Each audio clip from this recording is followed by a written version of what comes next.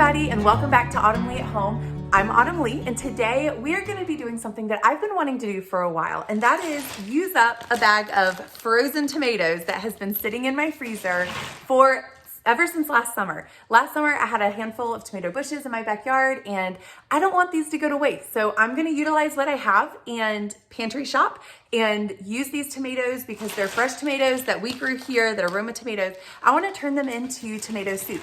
With the tomato soup, I also wanna do a sourdough loaf of bread. So I know I've done a couple of sourdough loaves. However, this is the original, just the classic artisan style sourdough loaf of bread that I mixed up the other day and then I stuck in my fridge. So I want to show you those steps of how I got to where I am now. And then after I show you the first steps, we'll come back here together and keep going.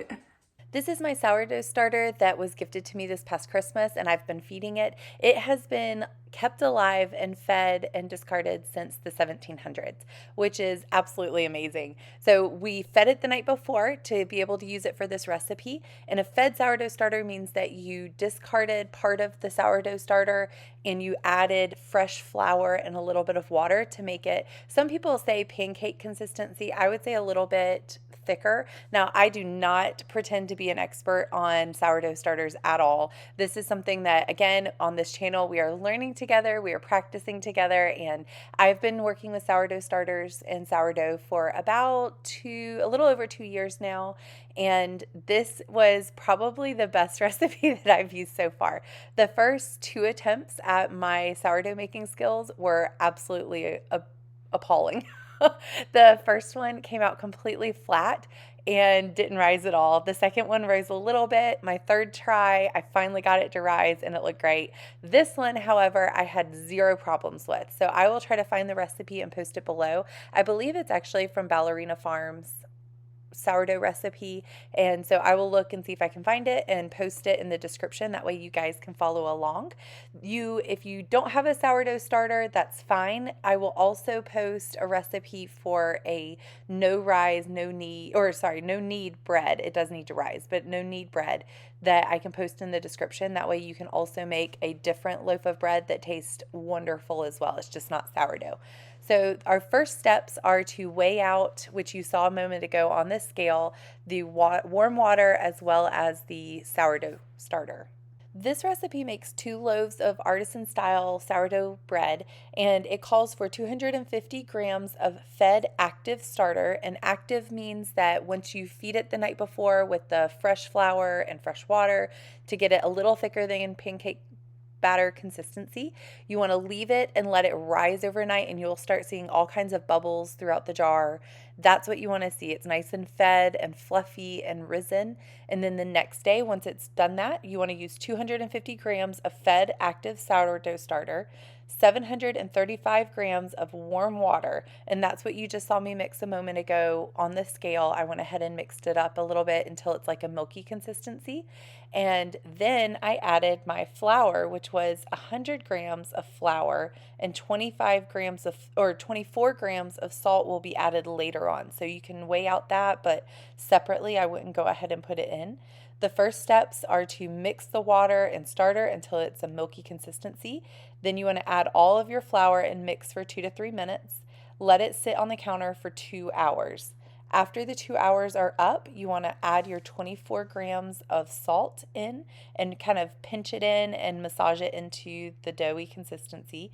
Let it sit for another 2 hours. Now, during this 2 hours, you want to be able to allow it to rise, as well as this would be your chance to do the stretch and folds, which I would strongly recommend because it gives your bread that much more fluff and it helps it to rise that much more. It makes it taste that much better. So here, after we've had the original 2-hour rise, and then we had another 2-hour rise in which we did our stretch and folds every, I would say, 30 minutes for 2 or 3 times. So it doesn't have to be exact. If you just happen to be home on a day, that would be a good day. I have found with sourdough breads, that is just the hardest part, is learning timing of it, of when to feed your sourdough starter, as well as when to do the stretch and folds. Now, the recipe that I used did not call for you to sit it in the fridge overnight. However, I decided to, so that's what you're seeing me here do here now, is after the second 2-hour rise, I did my stretch and folds already. I'm taking it and I'm kind of rolling it under to shape it into a ball, and I'm not kneading it, I'm just kind of shaping it, and then I'm putting it in the basket. One mistake that I did do here was I did not flip the bread or the ball upside down. I would recommend flipping it upside down so that the pinched looking side is on top when it's in the Bannatyne basket. You do not have to have these baskets to allow for rise. If you have them, sprinkle them with flour, flip them upside down and let them rise upside down. I let them rise right side up, and then when I went to flip them out, I was like, oh, I probably should have done this differently. But if you don't have a basket, just get a cloth, sprinkle it with flour, sit it in a bowl, and you can do it upside down in a cloth and keep it covered. Here you see me wrapping it up, putting a plastic bag around it, and I'm going to stick these in the fridge. The timing of working with sourdough starters as well as sourdough or just bread in general, baking bread, the timing is the trickiest part. I know all of it can be a little scary because it's unknown, but I have found that just learning timing of it has been the trickiest part for me. So for this day, I think I said earlier that I fed it the night before, but thinking back on it, I think I fed it that morning, and then I allowed the sourdough starter to rise throughout the day in a warm spot, and then about 6 to 8 hours later is when I mixed the dough and mixed all of the ingredients and did all of that. And then, so it was about midday, early afternoon is when I mixed everything, did my 2-hour rise, and then 2-hour rise again with the stretch and folds included. The stretch and folds don't have to be exactly every 30 minutes, just whenever you happen to remember, try to go over and do a couple stretch and folds, and then you're good to go. I'm putting my Dutch oven with the lid on it into the oven and preheating the oven to 425 degrees. And this recipe specifically says for it to be preheated for an hour with the Dutch oven in it to allow it to create that heat, because what you really want is steam to create the crust on the bread. Today is a new day. So when I mixed that up was on Saturday. When I had the time to do it, I wanted to go ahead and mix it up. This recipe is from Ballerina Farms, and I know Farmhouse on Boone does one that's very similar, just different measurement amounts. But today, so I also know that Farmhouse on Boone, I saw a few in her videos, she put them in the refrigerator. So I knew on Saturday I had time to do all the stretch and folds, mix it, do all of those things. However, I did not have time to bake it because we were preparing for 2 parties in one day as well. The next day, I wanted to finish up all of those projects. And so I just didn't have time to bake it because I had already done 3 loaves last week. I didn't have time to do 2 more because that would have been 5 loaves of bread in 1 week, which for some people, that's not a lot. However, for me, that was just a lot to try to do. So what I did was I wrapped them in plastic paper towel or plastic bags, and I just took it out. That's what I had it wrapped in the refrigerator I literally put this whole basket in the bag and put it in the refrigerator. So this is what it looks like now in my Bannatyne basket. And I'm going to take it out. Now's the next step. It's 2 days later. Today's Monday. And I'm going to put it on parchment paper and get it in the oven and go ahead and get it baked. So I've already mixed it. I've already done my stretch and folds. We are on a roll. I have my parchment paper here, and I'm just going to sprinkle some all-purpose flour. You can use bread flour. It's whatever you already have out. I sprinkled just enough flour here to help it not stick to the parchment paper. I am going to flip it over and see if we can get it out. And then somebody sent me the recipe, so I need to see if I can actually find the real recipe, and I will link it down in the description for the Ballerina Farms recipe. However, I don't know if she did any more folds or if she just kind of let it rise after she poured it out. I think she just let it rise. So I'm just going to gently kind of plop it back out onto the parchment paper. And then I have my razor here that it comes with a little stick you can attach it to. I just find it easier to manage. And I will be the first to say I'm not good at scoring bread. My bread does not turn out with those beautiful little pretty designs, but that's where we're here together. We're practicing, and practice makes perfect. So I'm going to practice today. So let me get this there we go. Look how pretty that is. Let me bring you down closer. This way you can see better, but you can see how it did flatten out a little bit, so hopefully it rises some, but it looks better than ones in the past. For some reason, I have never really had great luck with doing sourdough artisan loaves, so I'm really hoping that today is gonna be my day because I'm sharing it with you guys and we're gonna have success. If not, I wanna be real on this channel and just, show you practice makes perfect, and that doesn't always mean all of my stuff turns out great. And yours may not either, but that doesn't mean stop trying. It just means keep going and do the best you can with what you know. So we're gonna practice today and see how it turns out. Okay, I don't know how well you can see it, but I did 2 little leaves, and then you wanna do at least 1 large one on the side. That way, when it expands, it doesn't mess up your pretty scoring. Again, I don't claim to be a I don't claim to know what I'm doing totally in that area. However, that I have noticed anytime I score my breads, that's something that happens often. If you don't do the one big one, then your pretty design may not come out right. So now that that's ready, I'm gonna take my Dutch oven. My Dutch oven has been in the oven for an hour now, heating up. I put it in before I turn the oven on so that it can heat up with the oven. So now it's been in there for about an hour at 425 degrees. It's gonna be very hot, and what we want is the steam. So the reason you put it in there and let it be in there for a while is to create steam in the Dutch oven so that you get the nice, beautiful crust on the loaf of bread. Hopefully you'll get to see the steam that comes off of this. And be careful with the mitten. I would leave a mitten on the lid. Yep, a little bit of steam. I would leave a mitten on the lid. That way you don't run the risk of you accidentally grabbing the lid without thinking about it, because you will definitely get burnt. And I'm gonna put the lid back on pretty quickly and get it back in the oven so that we can capture all that heat and steam and allow it to cook on the outside and continue cooking on the inside and get that beautiful crust. It's in the oven, we are good to go. So once that bakes, it's gonna be in there for 25 minutes, and then I will take the lid off and let it stay in for a little bit longer, and I'll look at the time to see how long I need to leave it in there for. This is my first time cooking this recipe. Again, I've tried multiple times with the artisan loaf in the past, and I haven't had any very good luck. I shouldn't say any luck. A couple of mine did rise and did bake well, and they turned out great. However, the first time I baked it, it was literally flat. The first time I made an artisan loaf that was just the classic sourdough loaf of bread, it looked like a pancake. It tasted fine, but it did not rise at all. So I don't know what I did wrong with that one. Hopefully this one turns out better, especially because I'm doing it with you guys.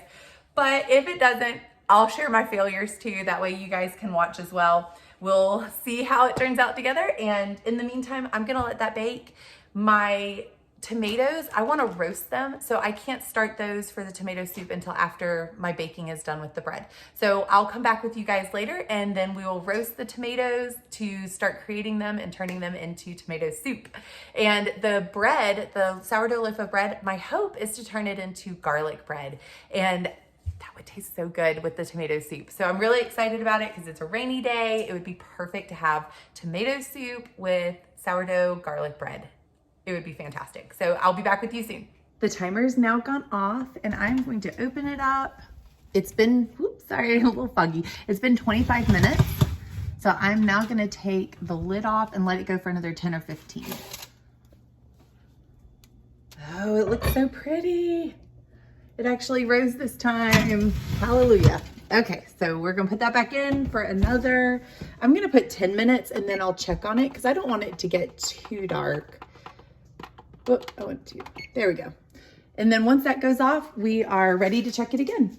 I have my bread out over there. Now I'm gonna lower the oven temperature just because I don't want these to burn, the tomatoes to burn. I just want them to become, toasted. So I might do 375.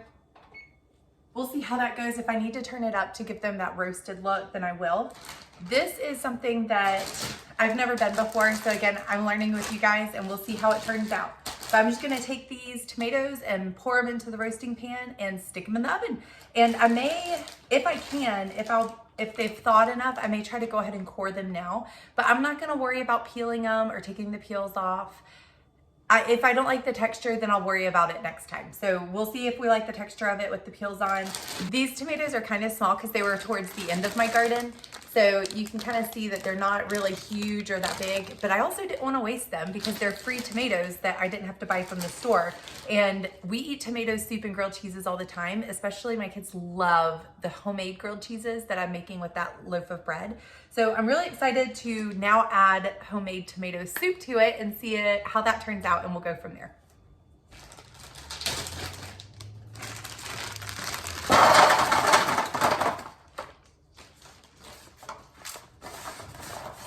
Okay, let's see if it will let me cut these easily. Looky there. So I may just go ahead and core all of these because they're still kind of frozen and they cut really easily frozen. They're not gushy. So I may go ahead and try to core all of these before I stick them in the oven. And then next summer, I will try to do my best to remember to actually core these and wash them prior to sticking them in the freezer. But if this turns out great, then I'll have a great option for any freezer tomatoes that I have next year. Almost finished, just one more. As you can see, some of these are getting a little mushy, but I'm not worried about it because they were from the freezer, so they're gonna get a little mushier than the typical.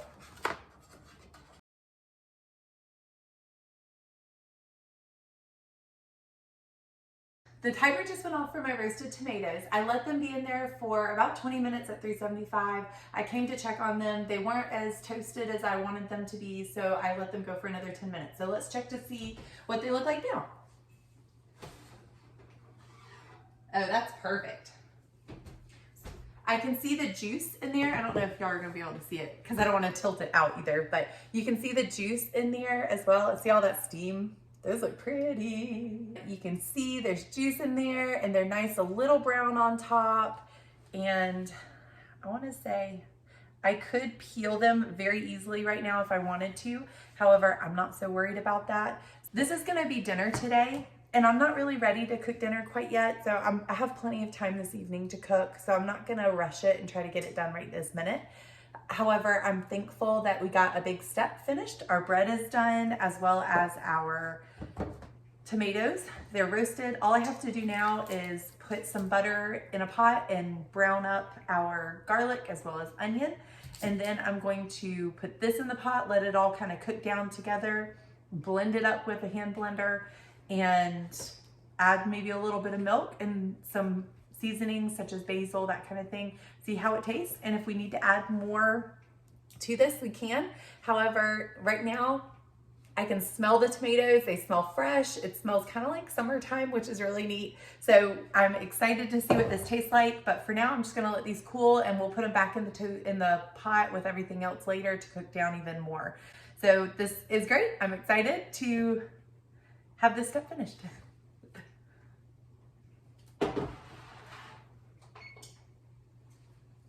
I'm excited to see how those taste because if they taste wonderful, then this gives me an option of a meal that I can cook from my garden, even if it's winter time, if I have a bunch of tomatoes, but I don't have quite enough to can with or make something else with to put in the freezer. This is a great option. I can just throw them in a bag, stick them in the freezer. If you just have 1 or 2 pots or 3 pots of tomatoes growing, plants of tomatoes growing, stick them in the freezer. Don't throw them out. Don't get rid of them. Don't let them go bad on your counter. Put them in a bag in the freezer and you can make yourself a home-cooked meal, tomato soup, or you can use this tomato sauce for other things and blend it into other meals as well. So yay for learning something new and how to cook with preserved foods.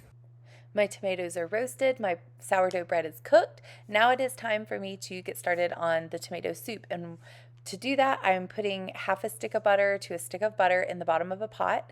Right now it shows just a little bit of block of butter, but I ended up adding more later, as well as minced onion and minced garlic that were just a fresh garlic and onion. Once the onion and the minced garlic were kind of translucent and able to see through and they're cooked down, the butter's all melted, I went ahead and poured the roasted tomatoes, juice, seeds, peels, all of the tomato, all of it, just poured it in there and let them all kind of cook down together.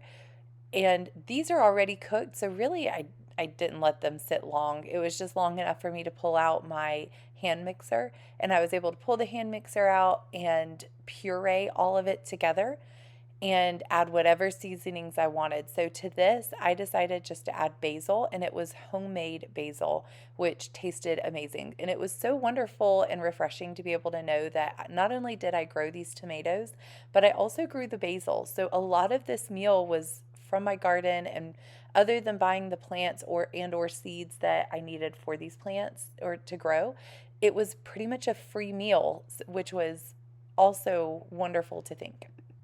After adding the basil, I went ahead and added salt and pepper to taste. So this is completely up to you guys. If you are on dietary restrictions, you don't have to add as much salt. However, because this is homemade, do not be afraid to season your food. At the store, if you were to buy anything pre-made from the store or canned up or even from a restaurant, all of those will have far more preservatives or seasonings, maybe depending on the restaurant you go to, but most of them will have far more seasonings in them than you typically would think of to put in at home. However, because we're cooking from home, none of this is seasoned. These are tomatoes straight from the garden, obviously in my freezer first, but I didn't season them before putting them in the freezer. So don't be afraid to add whatever seasonings you like, especially ones that you already may put in tomato soup. But I usually put basil, salt and pepper, as well as we use the garlic and the onion flavor from the minced onion and garlic.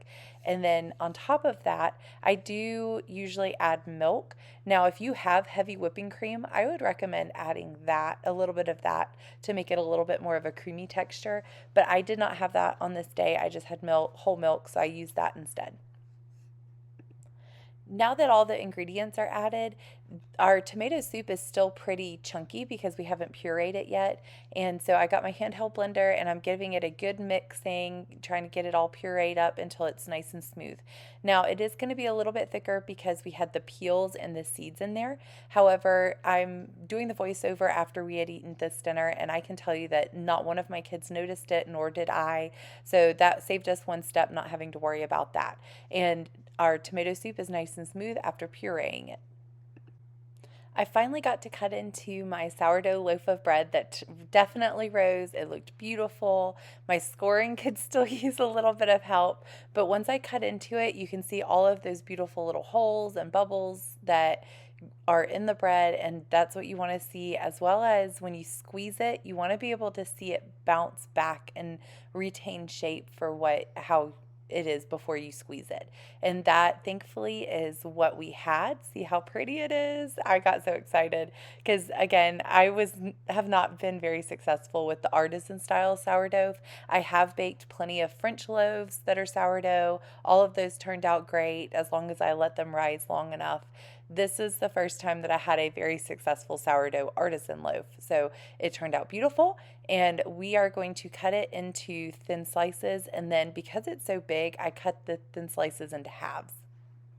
I think one of the hard things with somebody like me who didn't grow up in gardening, didn't grow up in food preservation, is not only learning how to cook, it's kind of twofold. You learn how to cook, you have to learn how to preserve, you have to learn how to garden. It's a lot to take in it all at one time. And so not only would I love to grow a garden, but I also need to learn how to cook with the food that I'm pulling out of the garden and learn how to cook with it better and make it taste to where my family will actually eat it. And it's baby stepping it.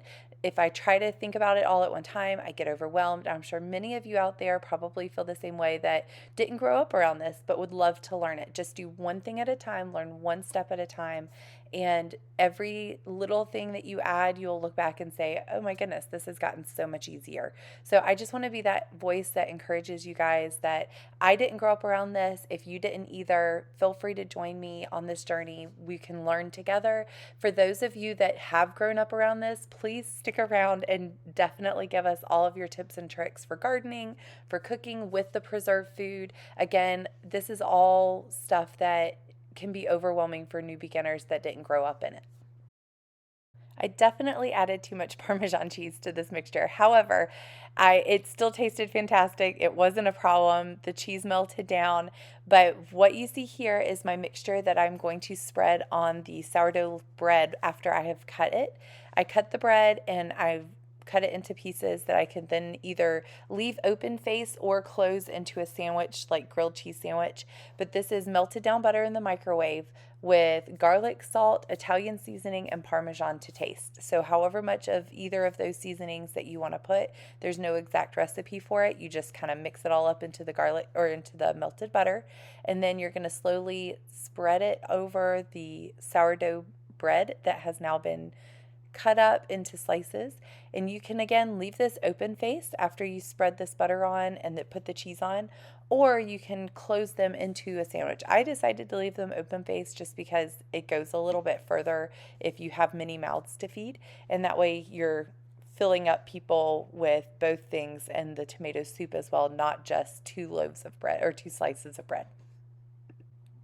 After I mixed all of that up, I painted it onto each piece of bread on the top, and that buttery, garlicky Italian seasoned mixture we were able to get on spread on top of each piece. And then from there, I found 3 different blocks of cheese that were 3 different kinds of cheese. So it doesn't have to, you don't have to be picky. Use whatever cheese that you happen to have that you think will taste best.